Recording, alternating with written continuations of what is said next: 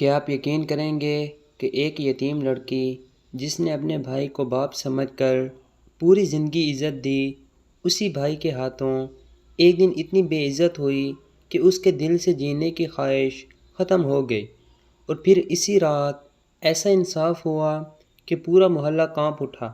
بسم اللہ الرحمن الرحیم۔ میرا نام ہنا تھا اور میرے ماں باپ کو دنیا سے گئے ابھی صرف 4 سال ہوئے تھے، مگر ان 4 سالوں نے مجھے 40 سال جتنا تھکا دیا تھا۔ اب اس دنیا میں میرا صرف ایک بھائی ساجد تھا جسے میں باپ کی طرح مانتی تھی۔ بچپن میں مجھے اپنے کندھوں پر بٹھا کر پورے گاؤں میں گھماتا تھا، میرے لیے ٹافیاں لاتا، میرے بیمار ہونے پر پوری پوری رات جاگتا تھا۔ لیکن شادی کے بعد سب کچھ بدل گیا تھا، جیسے میرا بھائی کہیں کھو گیا ہو اور اس کی جگہ ایک ایسا انسان آ گیا ہو جس کی آنکھوں پر کسی نے نفرت کی پٹی باندھ دی ہو۔ میری بھابھی نائلہ شروع سے ہی مجھے پسند نہیں کرتی تھی، وہ ہر وقت مجھے ذلیل کرنے کا کوئی نہ کوئی بہانہ ڈھونڈتی رہتی تھی۔ کبھی کہتی میں منحوس ہوں، کبھی کہتی میں گھر پر بوجھ ہوں، کبھی کہتی میری وجہ سے گھر میں سکون نہیں رہتا۔ شروع میں خاموش رہی کیونکہ میں اپنے بھائی کا گھر خراب نہیں کرنا چاہتی تھی، لیکن وقت کے ساتھ ساتھ اس کے ظلم بڑھتے گئے۔ میرے کپڑے پرانے ہو چکے تھے، کئی جگہ سے پھٹ گئے تھے۔ میں نے کئی دن ہمت جمع کی، پھر ایک دن بھائی کے سامنے دھیرے سے کہا، بھائی میرے پاس پہننے کے لیے کپڑے نہیں رہے، اگر ممکن ہو تو میرے لیے 2 سوٹ لے آئیں۔ بھائی نے میری طرف دیکھا اور شاید پہلی بار اسے میری حالت پر ترس آیا۔ اس نے جیب سے کچھ پیسے نکالے اور میرے ہاتھ پر رکھ دیے۔ میں نے زندگی میں پہلی بار سکون کا سانس لیا۔ مجھے لگا شاید میرا بھائی اب بھی مجھ سے محبت کرتا ہے، مگر میری یہ خوشی صرف چند لمحوں کی تھی۔ جیسے ہی بھائی گھر سے باہر گیا، بھابھی غصے سے میرے پاس آئی، اس کی آنکھوں میں عجیب نفرت تھی۔ اس نے میرے ہاتھ سے پیسے چھین لیے اور زور سے بولی، میں نے کہا تھا نا اپنے بھائی کے سامنے مظلومیت کے ڈرامے مت کرنا، یہ پیسے تیرے کسی کام کے نہیں ہیں۔ پھر اس نے اپنی الماری کھولی اور 2 پرانے بوسیدہ کپڑے میرے سامنے پھینک دیے جن میں سے بدبو آ رہی تھی۔ وہ کپڑے اتنے خراب تھے کہ شاید وہ خود بھی کبھی نہ پہنتی، مگر مجھے دیکھ کر ایسے خوش ہو رہی تھی جیسے بہت بڑا احسان کر رہی ہو۔ میں خاموشی سے وہ کپڑے اٹھا کر اپنے کمرے میں آ گئی اور پوری رات روتی رہی۔ مجھے اپنی ماں بہت یاد آ رہی تھی، اگر وہ زندہ ہوتی تو شاید آج مجھے یہ دن نہ دیکھنا پڑتا۔ اگلے 2 دن میں نے انہی پرانے کپڑوں میں گزار دیے۔ میں کوشش کرتی کہ بھائی کے سامنے نہ آؤں تاکہ وہ میرے پھٹے کپڑے نہ دیکھ سکے، مگر قسمت کو کچھ اور منظور تھا۔ تیسرے دن شام کے وقت بھائی دفتر سے آیا اور مجھے دیکھتے ہی رک گیا۔ اس نے حیرت سے پوچھا، ہنا میں نے تمہیں نئے کپڑوں کے لیے پیسے دیے تھے، تم نے ابھی تک کپڑے کیوں نہیں لیے؟ میری زبان ابھی کھلنے ہی والی تھی کہ اچانک بھابھی بیچ میں بول پڑی اور اس کی آواز میں ایسا زہر تھا کہ میرا دل دہل گیا۔ اس نے کہا، آپ کو پتہ بھی ہے یہ لڑکی کیا کرتی پھرتی ہے؟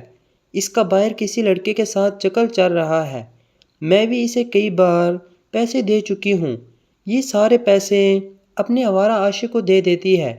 یہ سنتے ہی میرے بھائی کے چہرے کا رنگ بدل گیا، اس کی آنکھوں میں غصہ بھر گیا۔ میں بار بار کہتی رہی، بھائی میری بات سنیں، خدا کے لیے میری بات سنیں، مگر اس نے میری ایک نہ سنی اور اگلے ہی لمحے اس کا ہاتھ میرے چہرے پر پڑا، پھر دوسرا، پھر تیسرا۔ میں زمین پر گر گئی مگر وہ رکا نہیں۔ اس نے مجھے اتنا مارا کہ میں بازو نیلے پڑ گئے، میرے ہونٹ سے خون نکلنے لگا اور میری چیخیں پورے گھر میں گونجتی رہیں، مگر بھابھی ایک کونے میں کھڑی مسکرا رہی تھی جیسے اسے میری تکلیف سے خوشی مل رہی ہو۔ آخر کار بھائی تھک کر باہر چلا گیا اور میں ڈر سے کانپتی ہوئی زمین پر پڑی رہی۔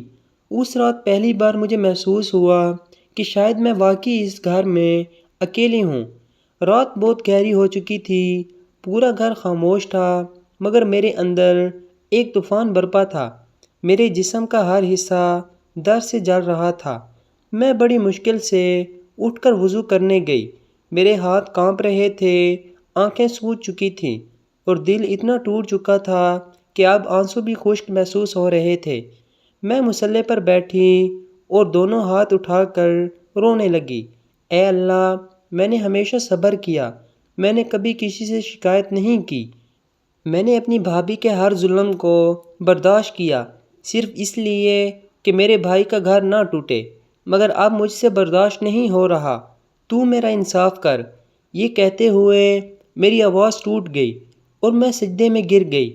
اچانک چند لمحوں بعد گھر کے دوسرے کمرے سے ایک خوفناک چیخ سنائی دی۔ وہ میری بھابھی کی آواز تھی، اتنی دردناک چیخ کہ میرا دل دہل گیا۔ بھائی بھاگتا ہوا اندر گیا، میں بھی گھبرا کر دروازے تک پہنچی۔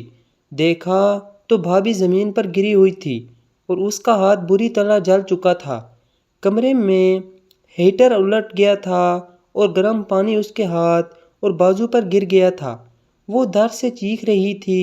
بھائی اسے فوراً اسپتال لے گیا۔ میں اکیلی گھر میں بیٹھی کانپتی رہی۔ میرے ذہن میں بار بار اپنی دعا گونج رہی تھی۔ مجھے خوف آنے لگا کہ کہیں میری بد دعا قبول تو نہیں ہو گئی۔ اگلے دن بھائی جب اسپتال سے واپس آیا تو اس کے چہرے پر عجیب پریشانی تھی۔ اس نے پہلی بار نرمی سے مجھ سے پوچھا، ہنا سچ بتاؤ، کیا واقعی تمہارا کسی لڑکے کے ساتھ تعلق ہے؟ میری آنکھوں سے آنسو بہنے لگے۔ میں نے قرآن پاک اٹھایا اور کہا، بھائی اگر میں جھوٹ بول رہی ہوں تو اللہ مجھے ابھی سزا دے دے، میں بے قصور ہوں، یہ سب بھابھی نے جھوٹ کہا تھا۔ بھائی خاموش ہو گیا، اس کی آنکھوں میں شرمندگی اترنے لگی، مگر شاید ابھی بھی اس کا دل مکمل سچ ماننے کو تیار نہیں تھا۔ اسی دوران دروازے پر دستک ہوئی۔ محلے کی ایک عورت اندر آئی اور اس نے بھائی سے کہا، ساجد بھائی، مجھے آپ سے ضروری بات کرنی ہے۔ اس عورت نے بتایا کہ اس نے خود کئی بار نائلہ کو لوگوں کے سامنے میرے بارے میں غلط باتیں کرتے سنا تھا، اور ایک دن تو اس نے یہ بھی دیکھا کہ بھابھی نے میرے ہاتھ سے پیسے چھینے تھے۔ بھائی یہ سنتے ہی جیسے پتھر کا ہو گیا ہو، اس کی نظریں جھک گئیں اور میرے دل میں برسوں کا درد ایک ساتھ جاگ اٹھا۔ میں نے کبھی نہیں سوچا تھا کہ ایک دن مجھے اپنی پاکیزگی ثابت کرنے کے لیے اتنی ذلت برداشت کرنی پڑے گی۔ بھائی خاموشی سے میرے سامنے بیٹھ گیا اور پہلی بار اس کی آنکھوں سے آنسو نکلے۔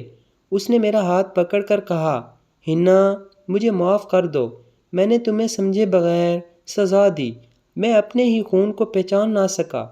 یہ سن کر میری ہچکیاں بند گئیں، کیونکہ انسان کو سب سے زیادہ تکلیف تب ہوتی ہے جب الزام اپنے ہی لگائیں۔ کچھ دن بعد بھابھی اسپتال سے واپس آ گئی، مگر اب اس کے رویے میں وہ غرور نہیں تھا جو پہلے تھا۔ اس کے ہاتھ پر پٹیاں بندھی تھیں اور چہرے پر عجیب خوف تھا۔ وہ مجھ سے نظریں بھی نہیں ملا پاتی تھی۔ بھائی اب ہر وقت خاموش رہنے لگا تھا۔ شاید اسے اپنی غلطی ہر لمحہ یاد آتی تھی۔ ایک رات میں صحن میں بیٹھی آسمان کو دیکھ رہی تھی جب بھائی میرے پاس آ کر بیٹھ گیا۔ اس نے آہستہ سے کہا، ہنا جب امی ابو زندہ تھے انہوں نے جاتے وقت مجھ سے کہا تھا کہ اپنی بہن کا خیال رکھنا، مگر میں نے ان کی امانت کو ہی رلا دیا۔ اس کی آواز بھر گئی اور میں پہلی بار اپنے بھائی کو اس طرح ٹوٹا ہوا دیکھ رہی تھی۔ اس نے کہا، میں نے تمہارے ساتھ بہت ظلم کیا، اب میں چاہتا ہوں تم دوبارہ اپنی زندگی خوشی سے گزارو۔ اگلے دن بھائی مجھے بازار لے گیا اور میرے لیے نئے کپڑے خریدے، جوتے خریدے اور وہ سب کچھ دیا جس کی میں نے کبھی خواہش بھی نہیں کی تھی۔ مگر سچ یہ تھا کہ کچھ زخم ایسے ہوتے ہیں جو چیزوں سے نہیں بھرتے، انسان کے لفظ روح پر نشان چھوڑ جاتے ہیں۔ وقت گزرتا گیا، بھابھی اب میرے ساتھ نرمی سے پیش آنے لگی۔ شاید اسے احساس ہو گیا تھا کہ مظلوم کے آنسو کبھی ضائع نہیں جاتے۔ ایک دن وہ میرے پاس آئی اور روتے ہوئے بولی، ہنا مجھے معاف کر دو، میں نے تمہارے ساتھ بہت برا کیا، میں تم سے حسد کرتی تھی کیونکہ تمہارے بھائی کو تم سے بہت محبت تھی، اور مجھے ڈر تھا کہیں تم اس کے دل میں میری جگہ نہ لے لو۔